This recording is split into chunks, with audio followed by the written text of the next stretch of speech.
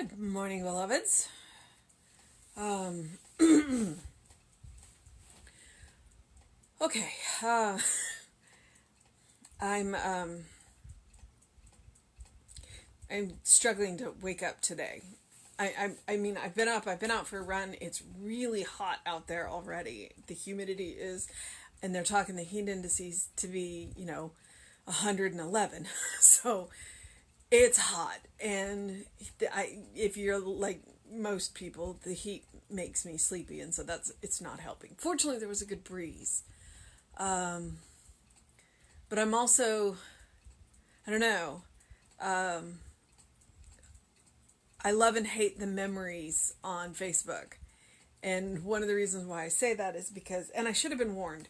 I saw the Pride show memories pop up, and it didn't occur to me, and so I looked at my memories and I knew it was coming. But I had this cat for almost 16 years, and yesterday was the year anniversary of when we let him go, and that was so hard in so many ways, because he was my Velcro.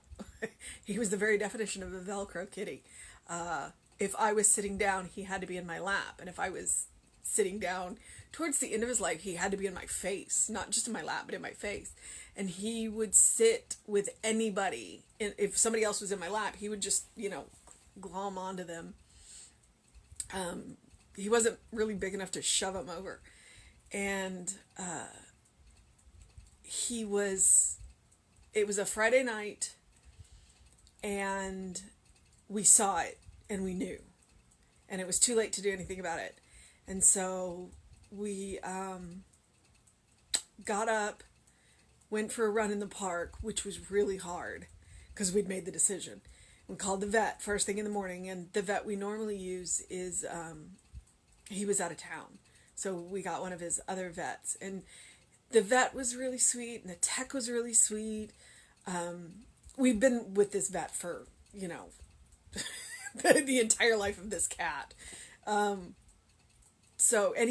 the vet sent us a really nice card and was called and said, "I'm sorry I wasn't there." And it's like, you can't make this decision. I mean, it happens when it happens. But his memory popped up, and the picture that popped up with the memory is literally the last picture we ever took of him. And so I'm reminded of the quote. I don't know who it is, and I need to look it up, but time cannot erase the memory of a good cat, and he was the best cat. So I think I'm just, when it first happened, I couldn't talk about it, and it's a year later, and I'm still, this is how much I love this cat. This is the power of love. Is a year later, I still love him and I still miss him. And he was the best cat. But I had to, get myself together and go to the Pride show. And then they surprised me by saying, "Hey, can you record the Pride show? Because we never get to see it." And so I had to go and do my job. I had to go and be happy and, be with people. And I really just wanted to stay home that day. But I did. So it was interesting to see that memory come across my Facebook, and I'm sure that in 2 years when it comes back, I will cry again. There is a definite lesson in loving pets, because they can do the unconditional love that is so much harder for us. And he was good. He was also, we like to call him a hand whore and a bag whore. He loved people's bags. If you brought a bag in, he immediately had to rub all over your bag. And he loved to be petted. He loved to be petted. So he was like in your face going, "Pet me, pet me, pet me, love me, love me, love me." Yeah, he was a good cat. Okay, but you never know what you're going to get when you turn these things on, right? Me reminiscing about my beloved cat. His name was Kieran. Kieran means small black one in Gaelic. And he was a tiny little black thing when we got him. And he grew up into, I think at his highest, he was like 12 pounds. And then when we finally let him go, he had gotten back down he was just under 5. He was so tiny again. So he was the best cat. All right. It is June 9th. It is Tuesday. I demonstrate through the perfect law. All laws are laws of God. Whatever reality is, its nature is one.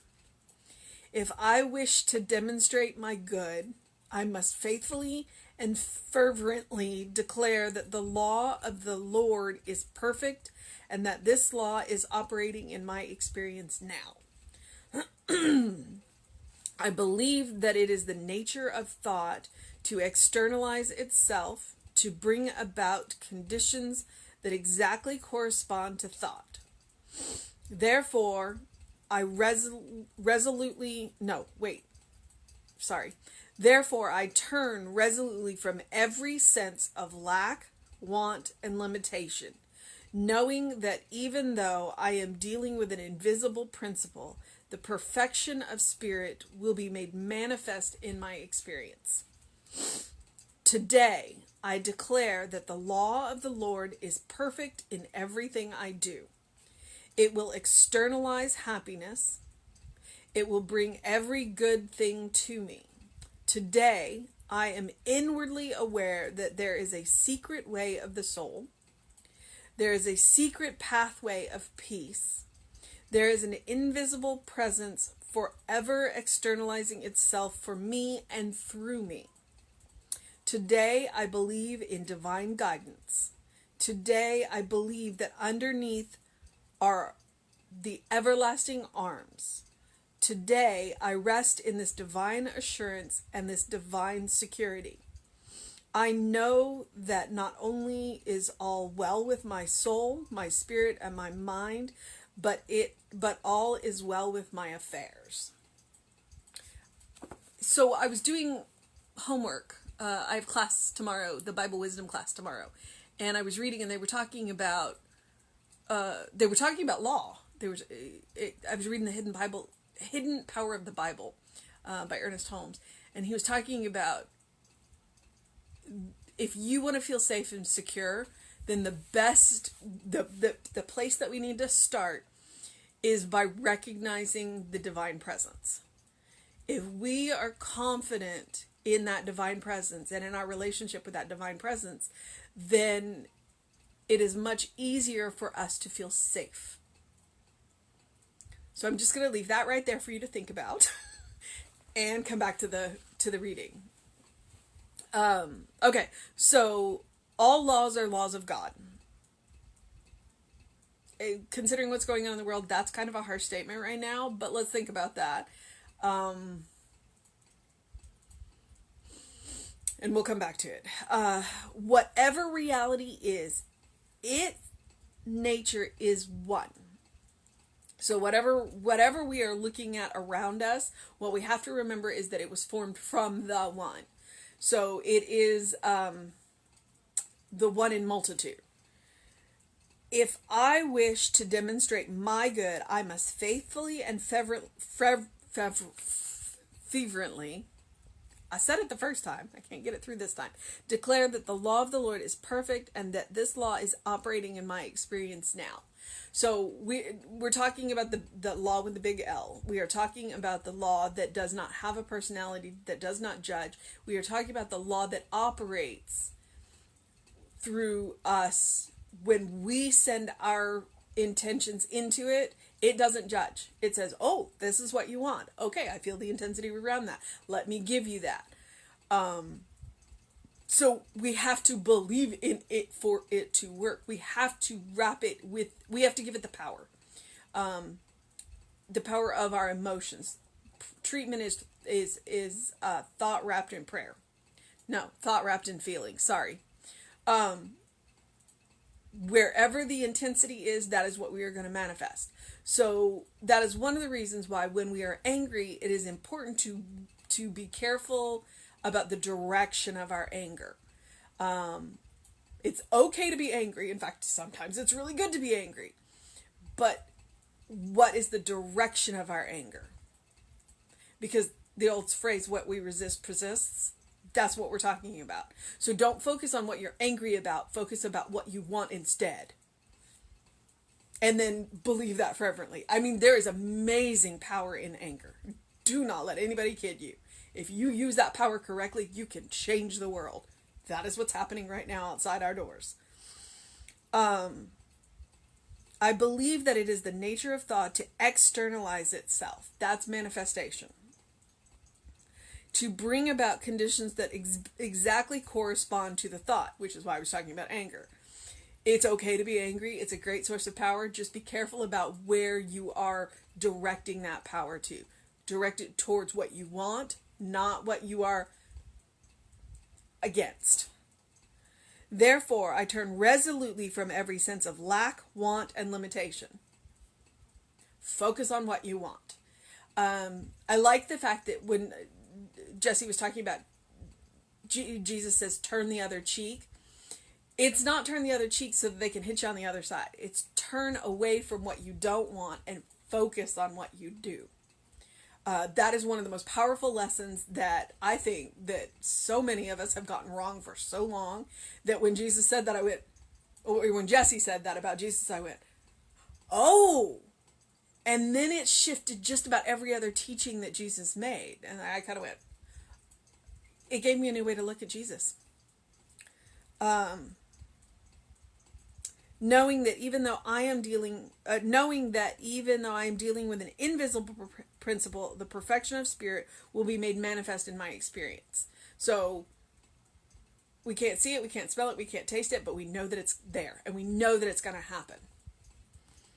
So, results matter.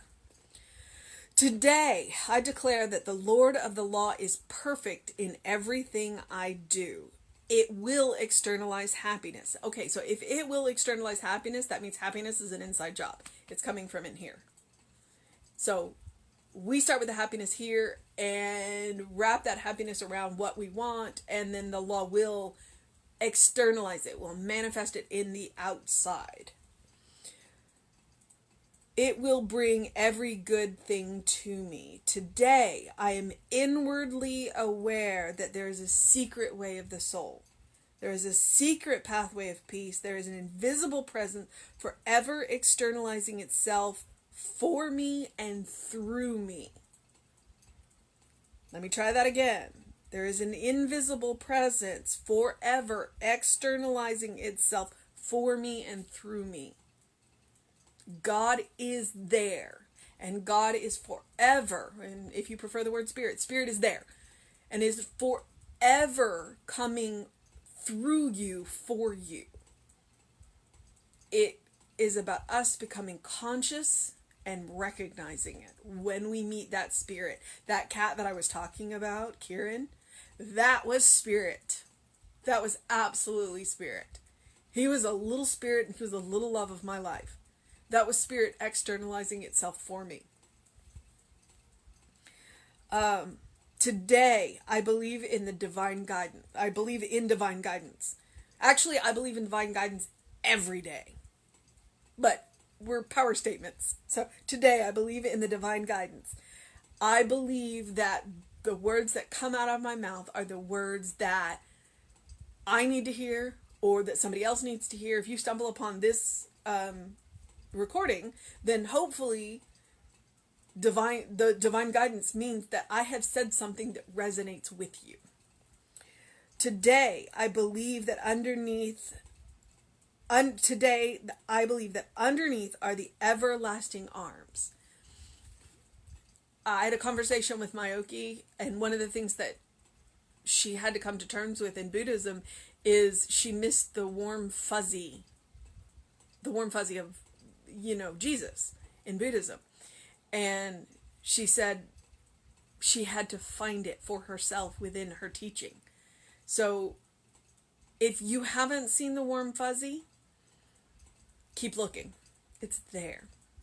But it will show up in a way that's meaningful to you, not necessarily to everybody else. Today, I rest in this divine assurance and this divine security. I know that not only is all well with my soul, my spirit, and my mind, but all is well with my affairs. So your mission, should you choose to accept it today, is to rest in this divine assurance that Spirit is there and that Spirit is externalizing itself for you and through you. All right. That is June 9th. It's going to be a good day. And I tell myself that every day. That's actually one of the last things that Tom says when he leaves for work, because he leaves before I do. And he says, have a good day.